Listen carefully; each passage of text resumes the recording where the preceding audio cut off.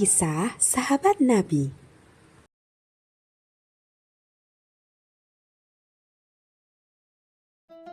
Bismillahirrahmanirrahim. Assalamualaikum warahmatullahi wabarakatuh. Alhamdulillahirabbil alamin wa bihi nasta'in wa ala umuri dunya waddin wassalatu wassalamu ala asyrafil anbiya'i wal mursalin sayyidina wa habibina wa maulana Muhammadin wa ala alihi wa sahbihi ajma'in, amma ba'd.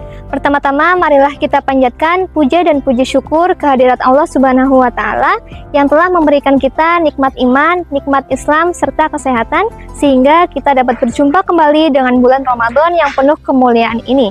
Salawat serta salam semoga senantiasa tercurahkan kepada junjungan kita Nabi Agung Muhammad SAW yang kita nantikan syafaatnya di yaumil akhir kelak. Pemirsa yang dirahmati Allah, pada kesempatan kali ini mari kita bersama-sama mengingat kembali kisah salah satu sahabat Nabi yang dijamin masuk surga. Beliau adalah Sa'id bin Zaid. Sa'id lahir dan tumbuh di jantung kota Mekah. Ia dijuluki Abu Awar. Ayahnya bernama Zaid bin Amr bin Nufail. Ia merupakan seorang ayah yang sangat luar biasa, terutama dalam hal keteguhan imannya.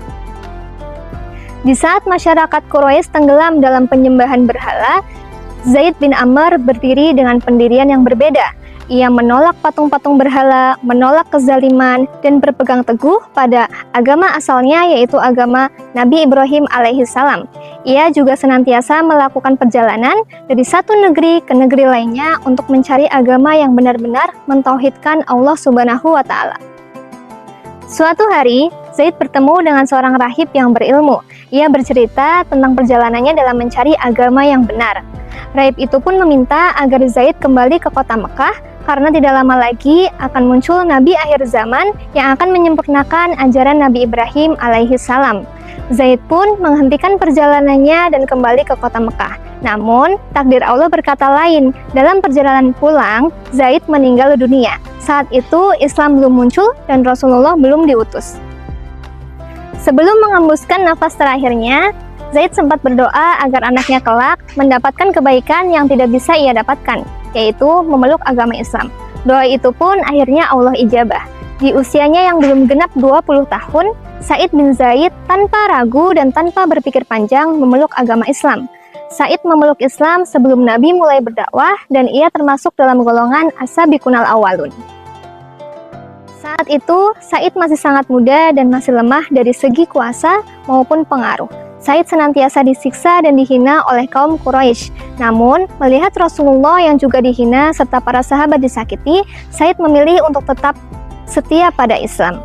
Ia juga senantiasa menyertai hampir semua peperangan bersama Nabi, kecuali Perang Badar. Hingga pada akhirnya Allah memuliakan Sa'id bin Zaid dengan satu kedudukan yang luar biasa. Ia termasuk dalam 10 orang sahabat yang dijamin surga. Meskipun dijamin masuk surga, Sa'id tetap menghadapi beberapa ujian. Suatu saat di Madinah, Sa'id diuji dengan sesuatu yang lebih pedih daripada pedang. Seorang wanita bernama Arwa binti Uwais menuduh Sa'id merampas tanahnya. Sa'id tidak melawan dan tidak pula mengangkat pedangnya. Namun, ia berdoa dengan penuh keyakinan agar Allah menunjukkan kebenarannya. Sa'id berdoa bahwa jika wanita tersebut berdusta, maka ia berharap Allah membutakan matanya dan menjadikannya jatuh di tanah yang ia klaim. Sebulan kemudian, wanita tersebut mengalami kebutaan, dan ia terjatuh ke dalam sumur yang terdapat pada tanah yang ia klaim sebagai miliknya sendiri, lalu meninggal dunia. Pemirsa yang dirahmati Allah, kisah Sa'id bin Zaid ini mengajarkan kepada kita tentang kuatnya iman, keteguhan dalam berpegang pada kebenaran, dan sikap tawakal kepada Allah Subhanahu wa Ta'ala. Melalui kisah ini, kita diingatkan bahwa kekuatan seorang mukmin tidak hanya terletak pada keberanian maupun kedudukannya, melainkan pada kedekatannya dengan Allah Subhanahu wa Ta'ala. Nilai-nilai inilah yang sangat kita butuhkan saat ini, di saat dunia sedang tidak baik-baik saja, di saat semakin banyak godaan dan tantangan yang dapat melemahkan keimanan kita. Maka dari itu, di bulan Ramadan yang penuh berkah dan ampunan ini, mari kita bersama-sama memperbanyak ibadah kita, memperbanyak doa kita, dan meningkatkan keimanan kita kepada Allah Subhanahu wa Ta'ala. Karena sesungguhnya iman kita tidak hanya dinilai saat hidup kita penuh dengan kemudahan, melainkan saat kita diberi ujian, namun kita memilih untuk tetap bergantung dan percaya kepada Allah Subhanahu wa Ta'ala.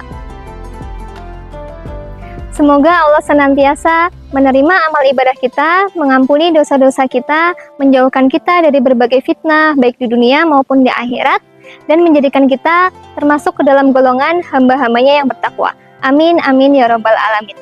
Aqulu qouli hadza wa astaghfirullah li wa lakum fastaghfiru innahu huwal ghafurur rahim. Subhanakallahumma wa bihamdika nasyhadu an la ilaha illa anta nastaghfiruka wa natubu ilaik. Assalamualaikum warahmatullahi wabarakatuh.